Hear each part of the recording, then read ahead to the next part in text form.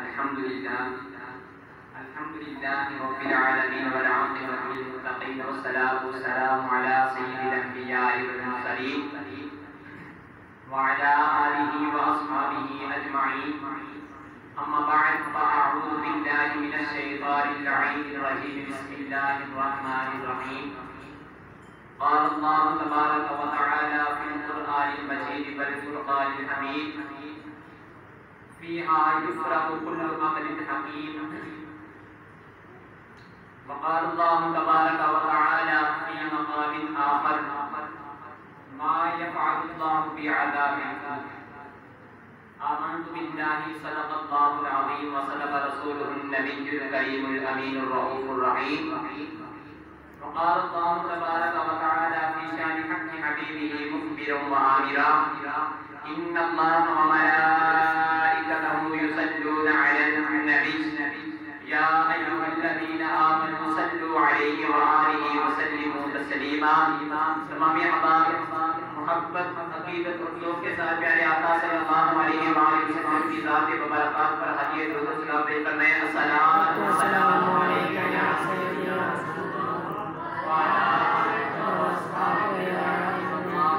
الصلاۃ والسلام علیک یا سیدی یا رسول اللہ وعلی آلک و اصحابک یا سیدی یا نبی اللہ. جو کے بڑی السلام والسلام علیک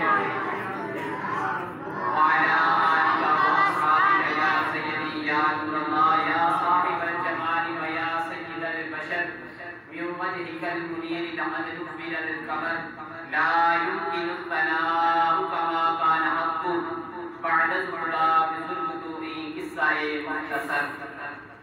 حمد و ثنا کے بعد نہایت ہی واجب القدر واجب الاحترام عزیزو السلام علیکم ورحمۃ اللہ وبرکاتہ. احباب ذی احتشام، میں نے آپ احباب کے سامنے قرآن مجید و فرقان حمید سے پارہ نمبر 25 سورۃ الدخان میں سے ایک آیت مقدسہ آپ کے سامنے تلاوت کی ہے. اس آیت مبارکہ میں اللہ رب العزت یہ ارشاد فرما رہا ہے فیہا یفرق کل امر حکیم. فیہا یفرق، اس رات میں فرق کر دیا جاتا ہے، فیصلہ کر دیا جاتا ہے.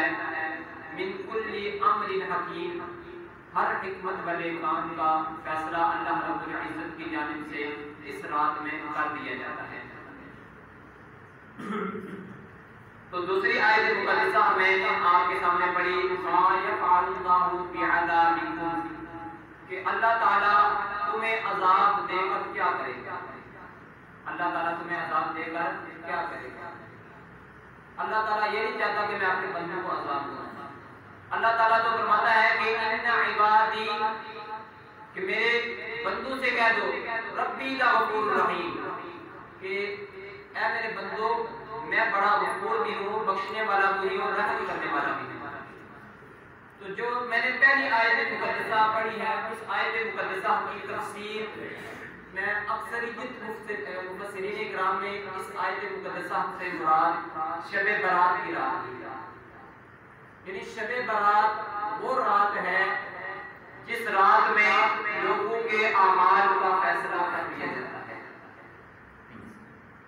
اور اس رات میں کچھ ایسے فیصلے بھی کیے جاتے ہیں کہ جن سے کوئی شخص بے خبر ہوتا ہے.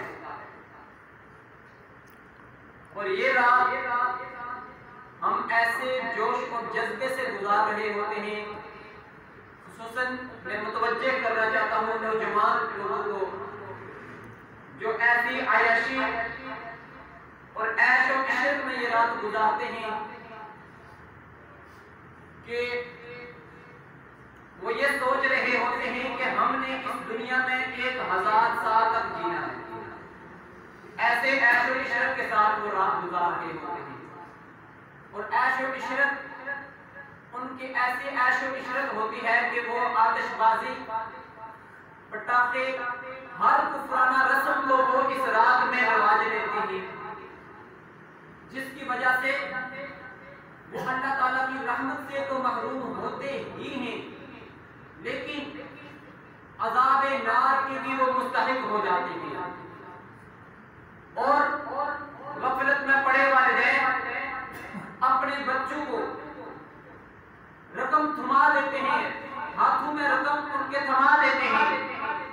میرا جاؤ اور جا کر بازار سے جہنم کا سامان خرید کے لاؤ، کیونکہ یہ ایک ایسی رات ہے، تمہاری زندگی میں ایک ایسی رات آئی ہے جس رات میں تم نے آتش بازی کرنی ہے۔ خدا نہ ایسے والدین تو یہ 1000 بار سوچ لینا چاہیے کہ جس اولاد کی تمنا میں نے رب سے کی تھی، جس اولاد کو میں نے رب سے مانگ کے لیا تھا، آج اس کی نیک تربیت کا موقع مجھے ملا ہے، لیکن میں اس کی نیک تربیت نہیں کر رہا بلکہ اسے جہنم کے حوالے کر رہا ہوں۔ اس لیے آتش بازی کا جو سامان لے کر والدین دیتے ہیں، ان کو اس چیز پر سب سے پہلے غور و فکر کرنی ہے کہ میں نے اپنی اولاد کو قرآن کی طرف لے کے جانا ہے یا اپنی اولاد کو جہنم کی طرف لے کے جانا ہے۔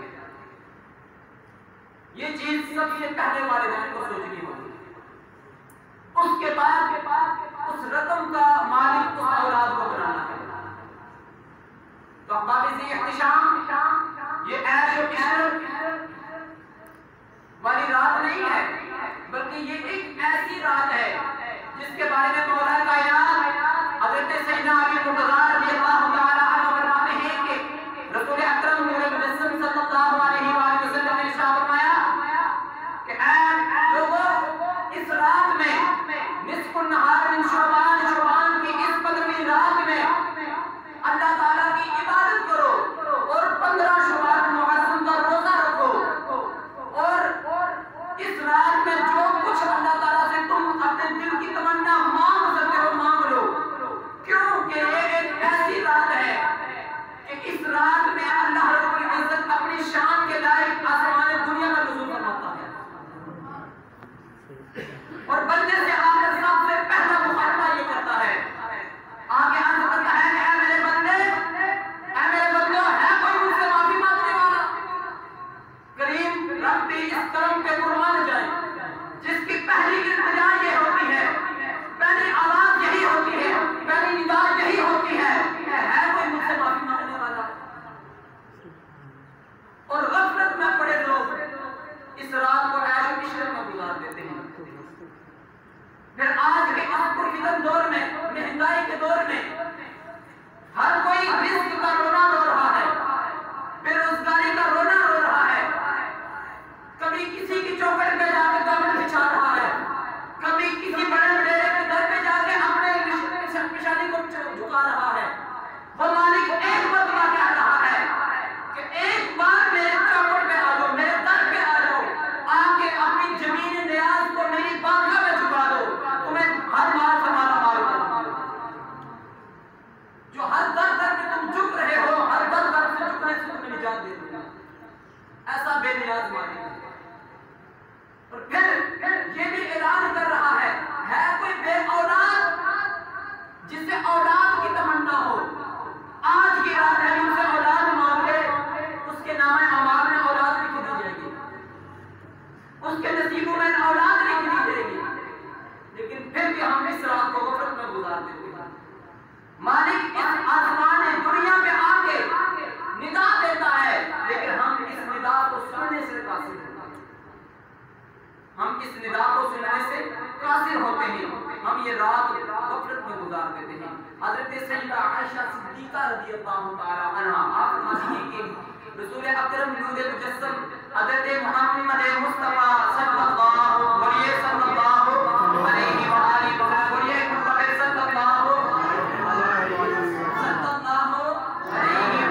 وسلم پہلے بھی بتایا ہے کہ جب بھی پیارے آقا صلی اللہ علیہ وسلم کا نام مبارک آئے تو بلند آواز سے کیا کہنا ہے؟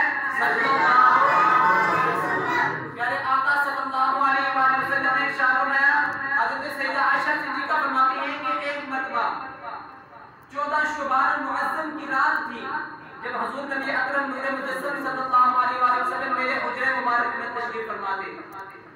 سونے سے قبل میں نے دیکھا کہ حضور میرے حجرے میں ہیں، پھر تھوڑی دیر کے بعد آنکھ کھلتی ہے تو میں نے حضور کو نہ پا کر حیرانگی کا اظہار کیا، کچھ پریشانی لاحق ہوئی، سوچا کہ ہو سکتا ہے کہ حضور کون سی جگہ کے پاس چلے گئے ہوں۔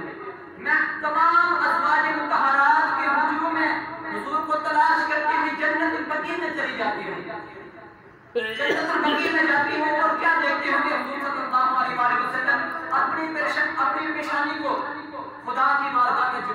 اپنی امت کی بخشش کی دعا مانگ رہے ہیں، اپنی امت کی بخشش کی دعا مانگ رہے ہیں، اور زیادہ عرض کی کہ یا رسول اللہ صلی اللہ علیہ وسلم آپ کے سارے کے سارے گناہ اللہ تعالیٰ نے تو معاف کر دیے ہیں، اللہ تعالیٰ نے آپ کو معصوم عن الخطا پیدا فرمایا ہے، پھر بھی آپ راتوں کو اٹھ کے کیوں عبادت کرتے ہیں؟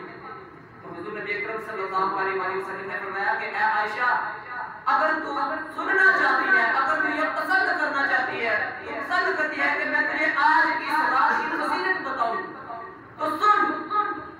فرمایا کہ آج کی یہ وہ رات ہے جس رات میں اللہ تعالیٰ قبیلہ بنو کلب کی بکریوں کی بالوں کے سے بھی زائد لوگوں کی کوشش کروا دیتا ہے۔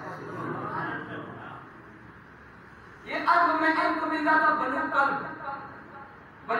یہ لاکھوں کی تعداد میں بکریاں پالا، ان کا رواج ہوا کرتا تھا کہ لاکھوں کی تعداد میں، ہزاروں کی تعداد میں بکریاں پالا کرتے تھے، اور ایک بکری کے کوئی بال گن سکتا ہے؟ کوئی بال گن سکتا ہے؟ لیکن پیارے آقا صلی اللہ علیہ وسلم اس فرمان میں قربان نہ جائے۔ پیارے آقا صلی اللہ علیہ وسلم نے فرمایا ہے کہ یہ وہ مقدس رات ہے، اس رات میں اللہ تعالیٰ قبیلہ بنو کلب کی بکریوں کی کے بالوں کی تعداد سے بھی زائد لوگوں کی بخشش فرما دیتا ہے۔ کتنی کرم والی رات ہے، اور اس رات کو گزارنے کا طریقہ کیا ہے؟ ہم اکثر اس رات کو غفلت میں، یہ پہلے میں عرض کر چکا ہوں، غفلت میں گزار دیتے ہیں۔ جب نماز عصر ادا کریں، با جماعت ادا کریں، اور اس کے بعد مسجد میں ہی بیٹھیں اور اپنے آپ کو اللہ تعالیٰ کی عبادت میں مشغول کریں، حضور صلی اللہ علیہ وسلم کی ذات پر درود پڑھتے ہوئے اس وقت کو گزار دیں۔ کیوں؟ کیونکہ یہ وہ لمحات ہوتے ہیں جن لمحات میں ہمارے نامہ اعمال کا رجسٹر چینج ہوتا ہے، یہ وہ لمحات ہوتے ہیں جن میں ہمارے نامہ اعمال کا چینج ہونا لکھا جاتا ہے۔ ہمیں یہ چاہیے کہ اس بات پہ کوشش کریں کہ جب نماز عصر کا وقت ہو جائے، نماز عصر با جماعت ادا کریں، با جماعت ادا کرنے کے بعد پھر اللہ تعالیٰ کی بارگاہ میں اس کی عبادت کے لیے بیٹھ جائیں۔ بیٹھنے کے بعد جب ہمارا نامہ اعمال چینج کیا جائے، تبدیل ہو، تو اس وقت ہماری یہ حالت ہونی چاہیے کہ ہمارے اس نامہ اعمال میں، سابقہ نامہ اعمال میں جتنے بھی گناہ ہو، ان سب سے ہم نے پہلے توبہ کرنی ہونی چاہیے، کیونکہ جب ہمارا وہ پرانا نامہ اعمال اللہ تعالیٰ کی بارگاہ میں جائے تو وہ گناہوں سے پاک ہو جائے۔ کیونکہ جب کوئی بندہ توبہ کر لیتا ہے تو اللہ تعالیٰ اس کی توبہ کو قبول فرما لیتا ہے، اور ہماری توبہ پتہ ہے کس طرح کی ہوتی ہے؟ ہم توبہ اس طریقے کی کرتے ہیں کہ یا اللہ گناہ کر دیا ہے، آج کے بعد یہ گناہ نہیں کرتا، پھر دوبارہ وہ گناہ کر دیتا ہے، بندہ پھر دوبارہ وہ گناہ کر دیتا ہے، لیکن یہ توبہ اس چیز کو نہیں کہتے، توبہ اس چیز کو نہیں کہتے، توبہ اس چیز کا نام نہیں ہے، یہ تو اس کی بندگی کے ساتھ مذاق ہے، یہ اللہ تعالیٰ کی بندگی کے ساتھ ایک بندہ مذاق کر رہا ہے، ایک مرتبہ توبہ کرتا ہے پھر وہ گناہ کرتا ہے، پھر توبہ کرتا ہے پھر گناہ کرتا ہے، پھر توبہ کرتا ہے پھر گناہ کرتا ہے، گویا ہر بار وہ اللہ تعالیٰ سے معافی تو مانگتا ہے لیکن پھر بھی وہ گناہ سے باز نہیں رہتا۔ توبہ اس چیز کا نام ہے کہ وہ اس طریقے اور اس رویے کے ساتھ توبہ کرے اور اس انداز کے ساتھ توبہ کرے کہ یا اللہ جو گناہ مجھ سے ہو چکے ہیں وہ تو ان کی معافی مانگتا ہوں، ان سے توبہ کرتا ہوں، اور آج کے بعد پکا ارادہ کرتا ہوں، پکی توبہ کرتا ہوں کہ آج کے بعد کوئی نئے سرے سے گناہ نہیں کرتا۔ جب یہ ارادہ کرے گا نا، اور ہر وقت گناہ سے بچنے کا نام توبہ ہے، ہر وقت گناہ سے بچنے کا نام توبہ ہے۔ قیامت کا دن ہوگا، قیامت کا دن ہوگا، اور حضور نبی اکرم نور مجسم صلی اللہ علیہ وسلم نے ارشاد فرمایا کہ ایک شخص کو اللہ تعالیٰ فرمائے گا کہ لے اپنا نامہ اعمال پڑھ، جو اس کے بائیں ہاتھ کا نامہ اعمال ہوگا نا تو وہ اسے اللہ تعالیٰ دے گا، فرمائے گا کہ یہ لے اپنا نامہ اعمال پڑھ، اور وہ جب اپنے نامہ اعمال کو پڑھ رہا ہوگا نا تو وہ چھوٹے چھوٹے گناہوں کو پڑھے گا، جتنے بڑے گناہ ہوں گے وہ سارے کے سارے چھوڑ دے گا، چھوڑتا جائے گا، چھوٹے چھوٹے گناہوں کو پڑھتا جائے گا۔ جب وہ نامہ اعمال پڑھ چکے گا تو اس وقت اللہ تعالیٰ اس سے پوچھے گا کہ کیا تو نے اپنے سارے گناہ پڑھ لیے ہیں؟ تو وہ کہے گا کہ جی ہاں میں نے سارے اپنے گناہ پڑھ لیے ہیں۔ تو اللہ تعالیٰ فرمائے گا کہ تو نے دنیا میں رہتے ہوئے ایک ایسا نیک عمل کیا تھا، ان تمام گناہوں سے تو نے توبہ کی تھی، اس توبہ کے توسل سے جتنے بھی تیرے گناہ ہیں ہر گناہ کو میں نے نیکی میں بدل دیا، ہر گناہ کو میں نے نیکی میں بدل دیا ہے۔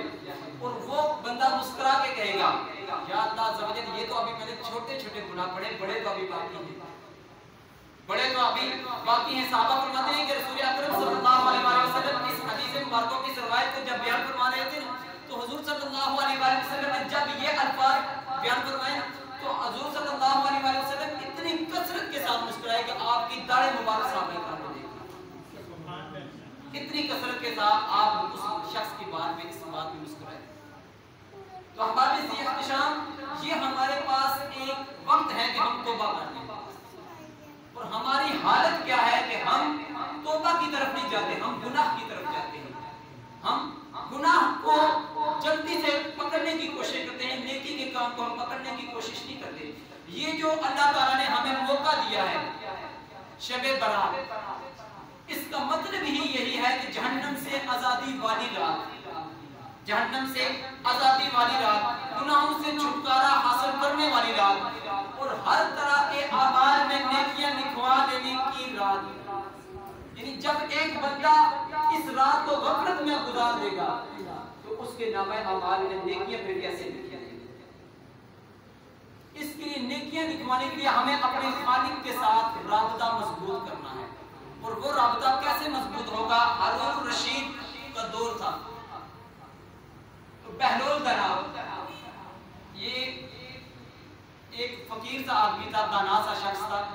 اس کو ہارون الرشید نے دیکھا کہ وہ ایک مرتبہ بازار میں کھڑا، شہر میں کھڑا، لوگوں سے کچھ باتیں کرتا کرتا رو رہا ہے۔ ادھر سے ہارون الرشید کا گزر ہوا اور آگے پوچھنے لگا کہ بہلول دنا کیوں رو رہے ہو، بازار میں کھڑے کیوں رو رہے ہو؟ تو وہ بہلول دنا کہنے لگا کہ خالق اور مخلوق کی صلح کرا رہا، خالق اور مخلوق کی صلح کرا رہا ہوں۔ ہارون الرشید نے اس کی بات کو ٹالتے ہوئے کہا کہ بس تم مجذوب اور فقیر لوگوں کا یہی کام ہے اور کوئی کام نہیں ہے۔ یہ لوگ بھی کیا کوئی ماننے والے ہیں جن کے آپ صلح کرا رہے ہو خالق کے ساتھ؟ پھر آگے سے مذاق کے طور پہ پوچھا کہ آیا کہ ان کی خالق اور مخلوق کی صلح ہوئی بھی ہے کہ نہیں ہے؟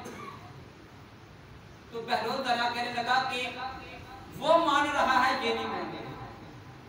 آج ایسا وقت ہے کہ وہ مان رہا ہے کہ بندے میری بارگاہ میں آ جائیں، ایک آنسو لے کے آ جائیں، میں ان کو معاف کر دوں گا، لیکن یہ ایک آنسو بہانے کے لیے بھی تیار نہیں ہے، یہ معافی مانگنے کے لیے تیار نہیں ہے۔ تو پھر اگلے دن دیکھتا ہے ہارون الرشید کی بہلول دنا قبرستان میں کھڑا ہو رہا ہے، بہلول دنا قبرستان میں کھڑا ہو رہا ہے۔ ہارون الرشید نے پوچھا کہ بہلول دنا آخر ماجرا کیا ہے؟ شہروں میں کھڑے ہوتے روتے ہو، بازاروں میں کھڑے ہوتے روتے ہو، لوگوں کی مجلس میں بیٹھ بیٹھ کر روتے ہو، لوگوں کی منتیں کر کر کے سماجھیں کر کے روتے ہو، لیکن آخر ماجرا کیا ہے؟ آج ان مردوں کی آپ منتیں اور سماجھیں کر کر کے رو رہے ہو، آخر ماجرا کیا ہے؟ تو بہلول دنا کہنے لگا کہ آج پھر وہی پرانا مسئلہ ہے۔ پوچھنے لگا کہ کون سا مسئلہ ہے؟ خالق اور مخلوق کی صلح، خالق اور مخلوق کی صلح کرا رہا۔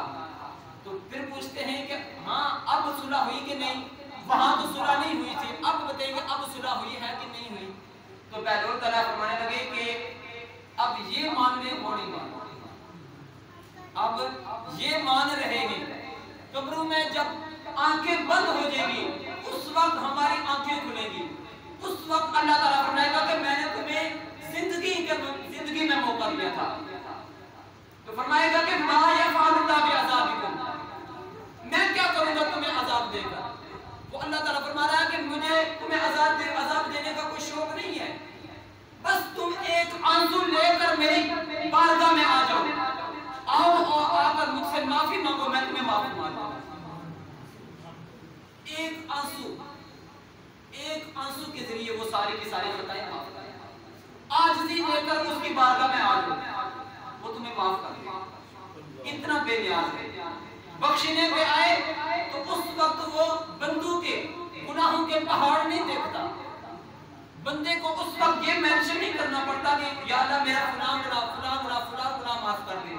بس بندہ ایک مرتبہ عاجزی لے کر آنسو کے ایک قطرے کے ذریعے اللہ تعالیٰ کی بارگاہ میں حاضر ہو جائے اور پکی توبہ کر لے تو وہ بے نیاز ہے. پہاڑوں کے جو جتنے بھی ذرات ہیں پہاڑوں کے برابر اس کے گناہ ہوئے, سمندر کی جاگ کے برابر اس کے گناہ ہوئے, ریت کے ذرات کے برابر اگر اس کے گناہ ہوئے, درختوں کے پتوں کے برابر اس کے گناہ ہوئے, وہ سارے کے سارے معاف فرما دے. اتنا بے نیاز ہے. کبھی آؤ تو صحیح اس کی چوکٹ پہ.